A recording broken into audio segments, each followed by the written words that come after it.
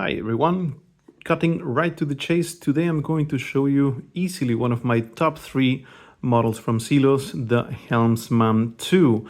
The unboxing this time has been very fast because the travel roll is a little damaged, but showing you any case you get the travel roll, the strap change tool, the warranty card, and the extra strap that we're going to take it out because we're going to visit that earlier. Now, most of you, all of you, most likely already know Zelos. If you don't know them, they are a Singapore micro brand that launched in 2014 with the first iteration of this watch, the Helmsman.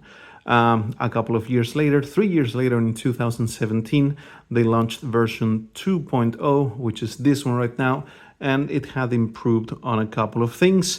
There are some things that I'm not crazy about, but that is something that I'm easily going to forgive. Running quickly into the specs, we are talking about a 42 millimeter diameter watch, a very chunky boy with 13.5 millimeters height, not included the double dome sapphire.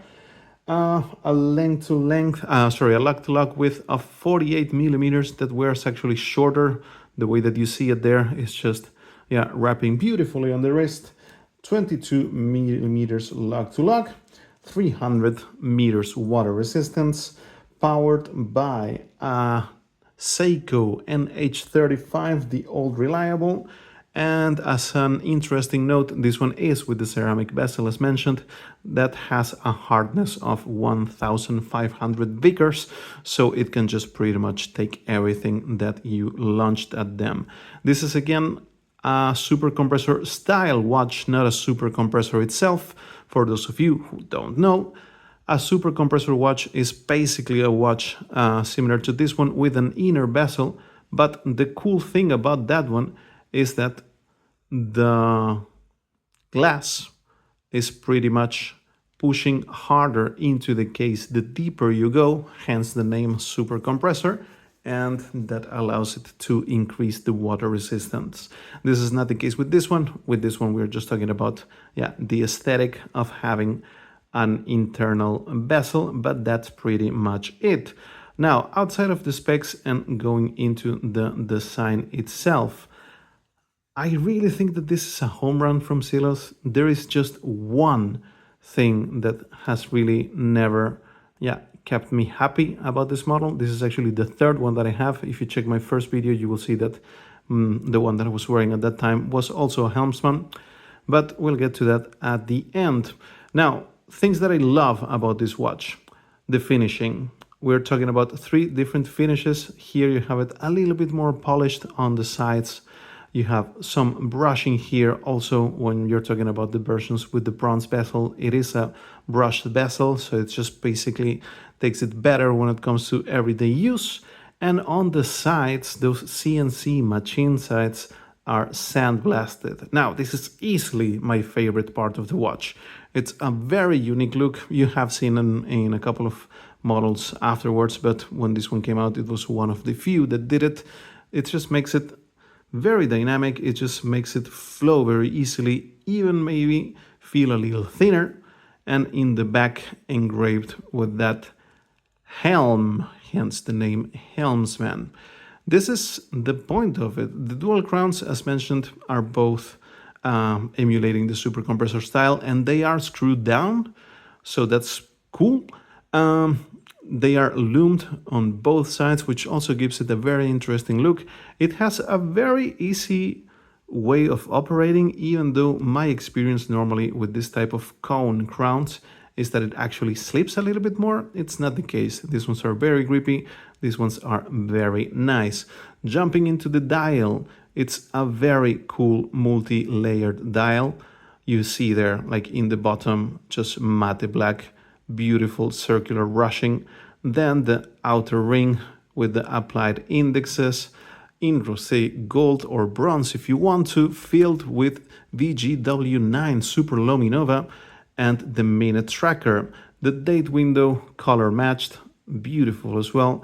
The hands, very particular of this model, very rough in a good sense, very powerful, very chunky, which goes very well with the watch. Helmsman 2 automatic, and then the inner bezel filled with lume, the minute marker, and taking it all the way back to the black in the bezel. It just works beautifully if you ask me.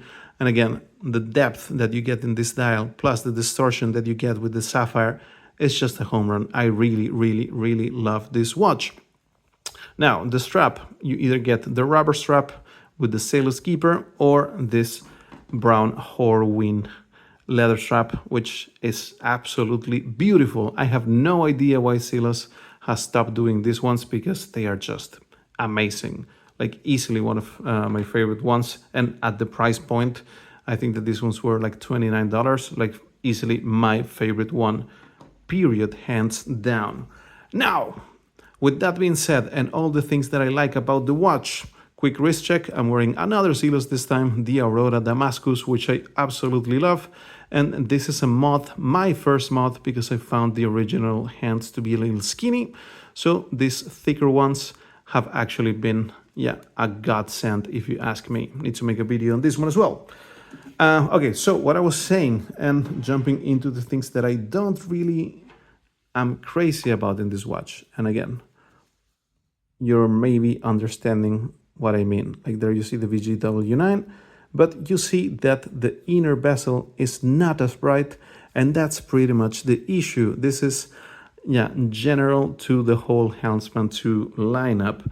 This was originally white and should have been like the same color that you have in the other indexes, but for whatever reason, in pretty much all of the models, sooner or later you get this yellowing. Now, to be honest, on this particular model, I don't really mind. I think that it actually looks cool. If anything, it looks a little bit more casual, a little bit more sporty, which is an interesting thing because even though this is a thick watch and a big watch, when you dress it up with the leather, at least in the other variations, it actually plays very well into the dressy side. So there you go. That's how it looks on my 6.5-inch wrist or 16.5-centimeter wrist. As you can see, sporty, big with a presence, but doesn't feel extremely big. Those lugs, 48 millimeters, and the draped down shape that they have just pretty much help with that. This is also something that Zelos does a lot, and I wish that more people would do it. You see there, that little lip, that little cutout that you have just allows the strap to go as close as possible to the case without really rubbing into it, and really allows to have a very, very short lug to lug. So those are the things that I pretty much love about the watch, and what I don't love is, again, the yellowing of the bezel. It could be a little thinner, I'm not going to lie, and definitely an NH35 is usually not ideal, but we can definitely forgive it because this was still roughly when Zelos was a hit already for sure, but it wasn't the powerhouse that it is right now. Now, I don't know what was the launch price on this one. I do know that the retail price was $649, but obviously it was sold out before it gets to that point, so who cares? Now, on the strap, as you can see, the leather is definitely a dressy thing that doesn't really work that well with the yellow, but such is life. That's another pet peeve that I have with this one. No quick change straps or quick release pins or quick release straps. I have no idea. Everybody gives it a different name, but that's the way it goes. It also plays very well with another Zelos strap that I love, which is the canvas leather. But again, you are seeing it. I really like the watch, but I can't get over that yellowing on the dial. The only thing that really makes it worth it is just keeping it with the black rubber, because all the other ones, they just don't make it work. They just don't make it work. Maybe with this Nader you could practically do something different, but yeah, I don't know. That's the thing that's really bumming me out a little bit about this one. Now, the good news is, and this is just a rumor, so who knows if it's true, maybe it will already be out by the time that I'll upload this video, is that it is rumored that now, on the 10th anniversary of Zelos, we are going to see the Helmsman 3. If that happens, I really wish that that happens, even though it's going to be another watch to buy. I hope that they make it a little bit thinner. Maybe ideally, if they just take it out to 40 millimeters. Yeah, that's just me. If they fix the yellowing on the bezel, that would be lovely. But other than that, that's pretty much it. Again, really, really nice watch. If you can pick up one of these ones in the secondhand market, they actually have a very nice discount compared to launch price, and they are running between the 450, 500, 550 dollars, or euros for everybody else. And yeah, definitely recommend it. It's a solid watch. It's a solid movement. It's a beautiful, iconic, unique design, even though it's super compressor. Yeah, it's by no means underplayed in the watch world, but just look at it. Look, this light plays on the indices, on that ring. It's just a great watch. So guys, I hope that you enjoyed it. As always, drop me a comment, drop me a line. Very much appreciated, and see you on the next episode. Take care and have a beautiful day.